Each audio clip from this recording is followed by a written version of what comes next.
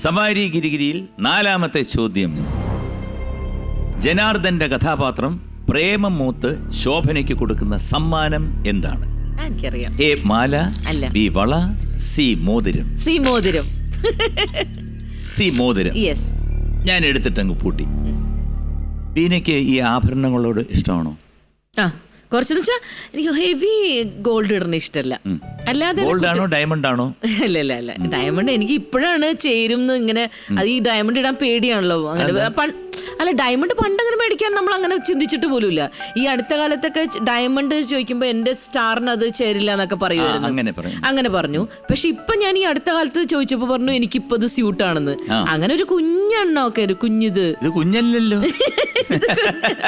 അത്രേ ഉള്ളു. അല്ലാണ്ടൊന്ന് വേറെ ഒരു കുഞ്ഞു കുഞ്ഞു കുട്ടി സ്റ്റഡ്സ് ഞങ്ങൾ വേറെ വലിയ ഡയമണ്ട് ഒരു ആഭരണം. കല്യാണത്തിന് ശ്രദ്ധിച്ചിട്ടുണ്ടോ? ഈ പണ്ടത്തെ പോലെ ഇങ്ങനെ അണിഞ്ഞൊരുങ്ങി ഇത്രയും സാധനമൊന്നുമില്ല. പക്ഷേ ഒറ്റെണ്ണം ഒരു 25 ലക്ഷം രൂപയുടെ ഒരു ഡയമണ്ട് അതിങ്ങനെ അങ്ങോട്ട് ഫുൾ അങ്ങോട്ട് കിടക്കും. അത് മതിയല്ലോ. 30 ലക്ഷം 25 ലക്ഷം. ബീന ചേട്ടാ പറ. ബീനയുടെ മോന് വേണ്ടി ഒരു പാട്ട്. നേരത്തെ നമ്മൾ വീട്ടമ്മമാർക്ക് വേണ്ടി, ആദ്യം ഞങ്ങൾക്ക് വേണ്ടി, ഇനി മോന് വേണ്ടി ഒരു ശങ്കുരുവിന് വേണ്ടി, കണ്ണന് വേണ്ടി, എന്റെ ശങ്കുരുവിന് വേണ്ടി പാടാം.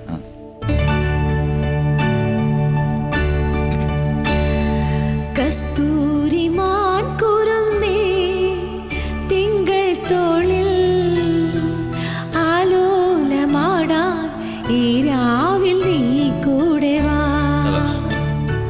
കസ്തൂരിമാൻ കുരുന്നേ തിങ്കൾ തോളിൽ ആലോലമാടാൻ ഈ രാവിൽ നീ കൂടെ വാ.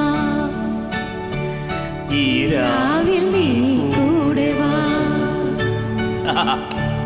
അത് ശരിക്കും അത് അല്ല, അത് അതിനകത്തൊരു ആത്മാവുണ്ടായിരുന്നു.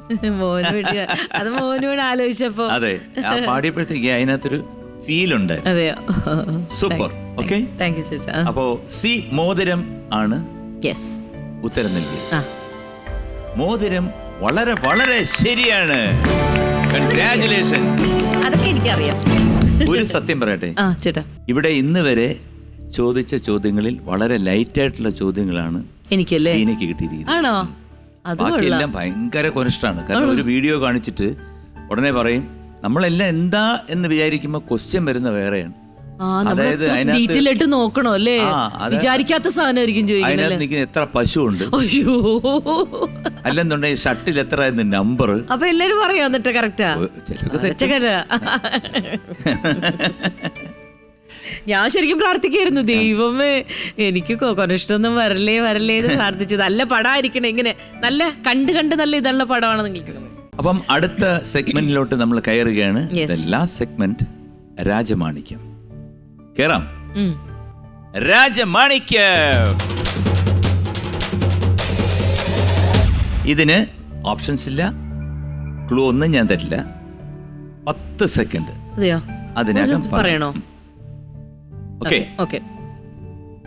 മേലെ പറമ്പിൽ ആൺവീട് എന്ന ഈ സിനിമയുടെ കഥ ആരുടെയാണ്? Time starts now. 10 9 8 പറയട്ടെ. 7 ഗിരീഷ് പുത്തഞ്ചേരി. 5 4 3 2 1. ഗിരീഷ് പുത്തഞ്ചേരി. നോ. ആണ് ചേട്ടാ. നോ. കാരണം ഞാൻ പറയാം.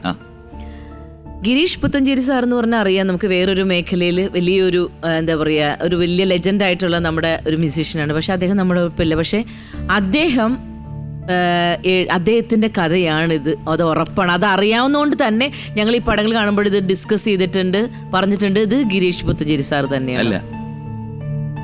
ഓ ചേട്ടാ, അല്ല അല്ലേ? ചോദ്യം ശ്രദ്ധിച്ചില്ലല്ലേ? കഥയല്ലേ? ഞാൻ ഒറ്റ പ്രാവശ്യമല്ലേ ചോദിച്ചോളൂ. ഇതിന്റെ കഥ ശ്രദ്ധിക്കാതെ ഉത്തരം പറഞ്ഞു. തെറ്റിയോ? എന്തെന്നാ ഒന്നോട് ചോദിച്ചേ? ഇനി ചോദിക്കില്ല. അയ്യോ, അറിയണ്ട. അത് കഴിഞ്ഞ് ഏതായാലും പോയത് പോയി, പോട്ടെ. കാശു ഉറപ്പായിട്ട് പോവും. അല്ല, ക്വസ്റ്റ്യൻ ഒന്നും കൂടി ചോദിച്ചേട്ടാ പ്ലീസ്. നോ. സുരേഷ് ഗോപി പറയുന്നല്ലേ? No, never. ഇനി ഞാൻ ചോദിക്കില്ല. അയ്യോ ചേട്ടാ, അങ്ങനെ ചേട്ടനപ്പൊ പറയണ്ടേ? ക്വസ്റ്റ്യൻ ഒന്നും കൂടി ഒന്ന് ശ്രദ്ധിക്കണം ചേട്ടാ പ്ലീസ്. അതാണ് രാജമാണിക്യം. ചോദിക്കില്ല. തെറ്റിയോ ചേട്ടാ? ഈ ബീനയുണ്ടല്ലോ ഒരു പുലിയാണ്, പുലി.